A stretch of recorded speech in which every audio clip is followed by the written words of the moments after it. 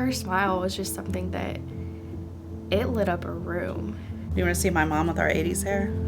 90s. This is our 90s hair. As I've gotten older, I realize that I have his belly laugh. My dad had such a great laugh. Like, his laugh was contagious. She loved to laugh. She loved to love people. She was gregarious, very caring, great mom. My mom was, that was just a fun day. She was fun and funny.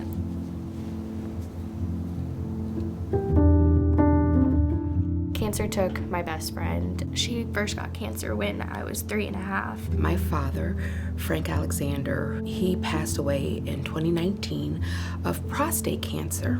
My brother was there and he kind of pulled me to the side and let me know Mom's got breast cancer.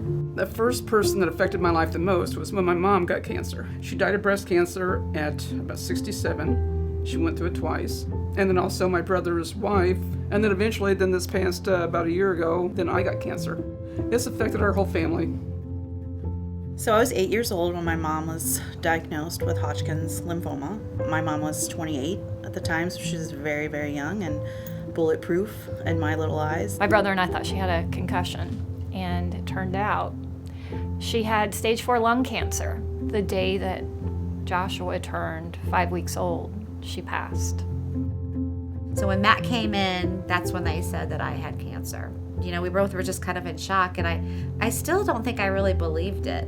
She called and told me that she'd had a mammogram and a biopsy, and that the biopsy was positive and she had cancer. What made my dad so special to me is he had a heart for everyone he came in contact with. He wanted to see people happy, healthy, whole. Nobody understood me better than my mom. I lost my best friend. She loved everyone, and she was my best friend. And she made me feel like the most important person in the whole world. She always held my hand too. That was a big thing for her, even as an adult. I'll never forget being in the hospital with her.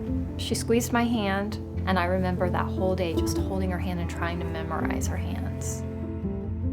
Cancer is a struggle. It's just that struggle. And one day you walk in the doctor's office and they tell you that you have something that's incurable or very difficult. And all of a sudden, the person that is the most important to you, there's absolutely nothing you can do. And that moment is just, it's one you don't forget. It's not just the patients that are affected, it affects everybody in their lives. If she were here today, she'd be fighting tooth and nail. She'd be doing everything she possibly could. I think she'd be really proud that I get to be here and get to speak about this. Because when I was a little kid, it was a death sentence.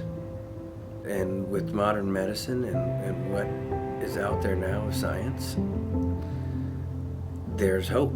It no longer is the death sentence that it used to be. I have a very good friend, Andrea, who is a Hodgkin's lymphoma survivor, but she knew that she was going to survive. And the only way she knew that is from the research and how far we've come. My experience was so much better than my mom's. I mean, mine pretty much sucked. I mean, it was just so much easier for me. Everything, again, it's hard to tell their stories. But I think going through an experience like that gives you a mission and gives you a reason. I have a legacy to uphold.